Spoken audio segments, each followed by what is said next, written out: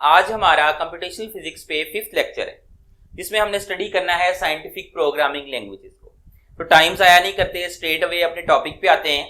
अगर programming languages की बात करें तो हम इसकी बेसिकली दो टाइप्स हैं, दो कैटेगरीज में इनको डिवाइड किया जा सकता है। पहली कैटेगरी है लो लेवल लैंग्वेजेस, दूसरी कैटेगरी में डेफिनेटली हाई लेवल लैंग्वेजेस आएंगी।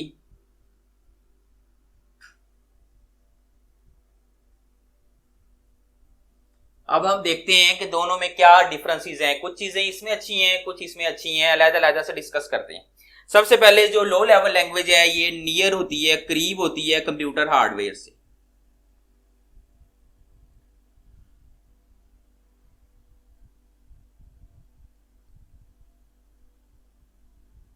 आप ये समझ लो एक सादा लफ्जों में, अगर आपका कंप्यूटर से ताल्लुक नहीं है, आप फिजिक्स के स्टूडेंट हैं, क्योंकि हम कंप्यूटेशनल फिजिक्स पढ़े हैं, तो आप ये कह सकते हैं कि ये जो लैंग्वेजेस हैं ये कंप्यूटर के लिए एक तरह से एग्जीक्यूट करने में जिस तरह से उसका हार्डवेयर वर्क करता है उसी तरह ही लैंग्वेज भी वर्क करती है, उसी तरह की लैंग्वेज होती है, उसके करीब होती है, तो ज़्यादा आसानी से एग्जीक्यूट हो जाती है।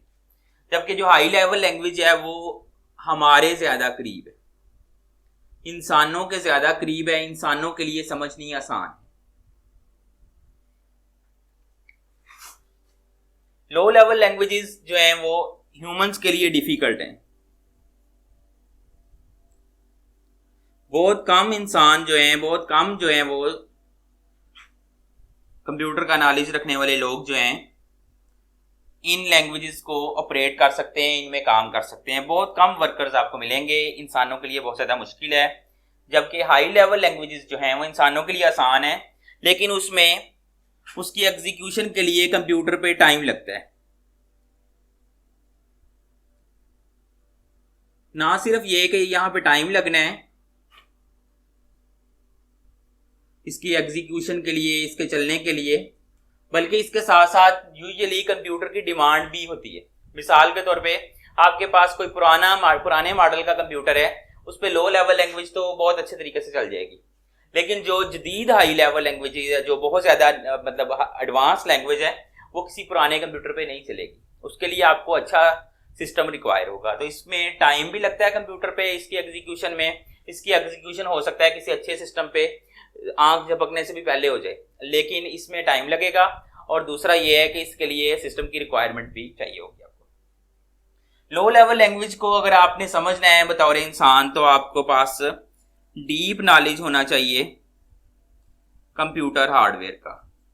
कंप्यूटर का डीप नॉलेज नहीं, deep knowledge of computer hardware का डीप नॉलेज आपको चाहिए होगा। जबकि हाई लेवल लैंग्वेज के लिए आपको कोई नॉलेज नहीं चाहिए हार्डवेयर का। चाहे आपको यह भी ना पता हो कि प्रोसेसर क्या होता है, तब भी आप हाई लेवल लैंग्वेज को अच्छी तरह से सीख सकते हैं। अगर हम लो लेवल लैंग्वेजेस की बात करें तो इसकी बेसिक दो इसकी एग्जांपल्स हैं। एक इसमें है हमारे पास मशीन लैंग्वेज, मशीन के साथ लैंग्वेज लिखते हैं, मैं शॉर्ट फॉर्म में कर देता हूं टाइम बचाने के लिए आपका। दूसरी है असेंबली लैंग्वेज।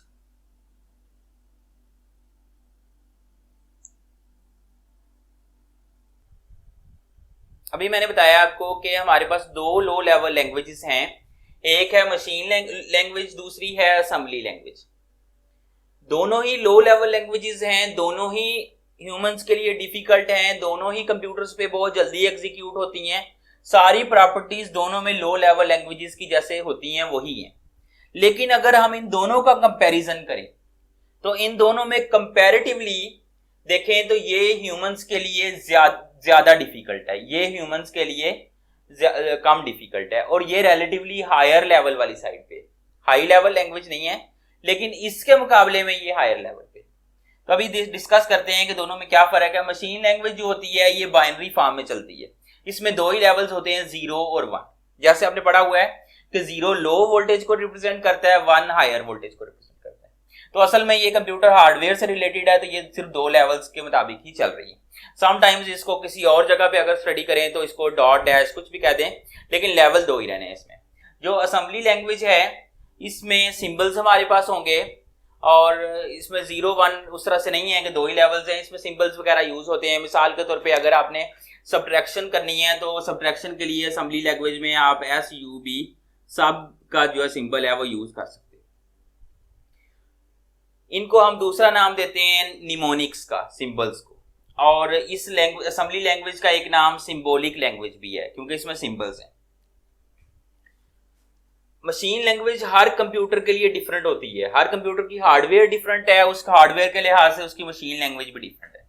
लेकिन असेंबली लैंग्वेज तमाम कंप्यूटर्स के लिए सेम होती है। मशीन लैंग्वेज जो है ये फर्स्ट जनरेशन लैंग्वेज है, और असेंबली लैंग्वेज जो है वो सेकंड जनरेशन लैंग्वेज है। जो हाई लेवल लैंग्वेजेस हैं वो आगे जाके थर्ड और फोर्थ लेवल में हमने डिवाइड करनी है। अभी तक हमने लो लेवल लैंग्वेजेस को देखा है, और वो सिर्फ 2 ही लो लेवल लैंग्वेजेस हैं, एक मशीन लैंग्वेज है, एक असेंबली लैंग्वेज है। अगर हाई लेवल लैंग्वेजेस की बात करें तो ये बहुत सारी हो सकती है, इसलिए हम इनको बेसिकली कैटेगराइज करते हैं। पहली कैटेगरी है प्रोसीजरल लैंग्वेजेस। इसमें जो भी चीज आपने कंप्यूटर को जो है वो प्रोग्राम देना होता है वो एक प्रोसीजर की फॉर्म में होता है, स्टेप बाय स्टेप होता है, और इसलिए इसको प्रोसीजरल लैंग्वेजेस कहते हैं। और ये थर्ड जनरेशन लैंग्वेजेस होती हैं। इसके अपोजिट अगर देखें तो वो है non procedural language. Non procedural language ऐसी लैंग्वेज है जिसमें आपको कंप्यूटर को सिर्फ ये बताना होता है कि उसने क्या करना है, ये नहीं आपने उसे बताना कि उसने कैसे करना है। तो इस लिहाज से ये सबसे एडवांस्ड फॉर्म है, और इसको फोर्थ जनरेशन लैंग्वेज भी कहते हैं। ये जो हमारे पास प्रोसीजरल थी ये थर्ड जनरेशन थी, नॉन प्रोसीजरल जो है वो फोर्थ जनरेशन है। जो हमारा इसमें क्राइटेरिया है जिसमें हमने फाल करना है, जो हमने काम करना है, वो आता है ऑब्जेक्ट ओरिएंटेड प्रोग्रामिंग में, और उसमें हमने जो लैंग्वेजेस स्टडी करनी है वो होनी है ऑब्जेक्ट ओरिएंटेड लैंग्वेजेस। ये हमारे पास 2 लैंग्वेजेस हैं। ऑब्जेक्ट ओरिएंटेड बेसिकली C++ है, जो कि एडवांस्ड फॉर्म है सी लैंग्वेज की। 1980 में जो है वो इसको क्रिएट किया गया था, हमारे सिलेबस के लिहाज से बहुत इंपॉर्टेंट है, और इसमें हम मुख्तलिफ प्रोग्राम्स वगैरह बना सकते हैं, और आगे जाके जब हम बनाएंगे तो आपको पता चलेगा कि इसमें किस तरह के प्रोग्राम्स बनते हैं। जावा जो है ये भी एक ऑब्जेक्ट ओरिएंटेड लैंग्वेज है, और इसका जो बेसिक ऑब्जेक्ट होता है ये नेटवर्किंग के लिए इस्तेमाल होती है। हमने जो स्टडी करनी है वो सिर्फ और सिर्फ जो है वो इन सब में से C++ है, जो 1980 में बनाई गई थी। उम्मीद करता हूं कि आज का लेक्चर आपको पसंद आया होगा। शुक्रिया।